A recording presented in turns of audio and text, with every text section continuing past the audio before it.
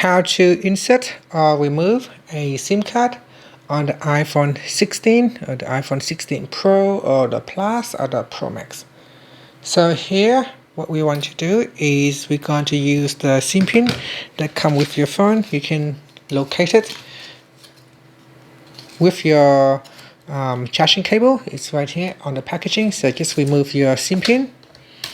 So with the SIM pin, you want to turn your phone upside down so that if you're a right-handed person, you can easily remove the SIM tray. So insert your SIM pin and push it all the way in. That will pop out the SIM tray and then you pull it out.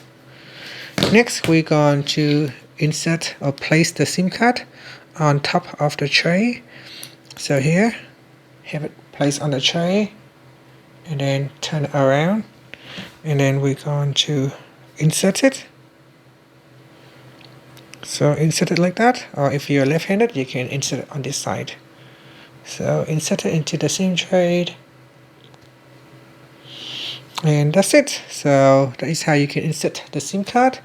To remove it, just use the SIM pin, push it in, take out the SIM tray, take out the SIM card, and put the SIM tray back in.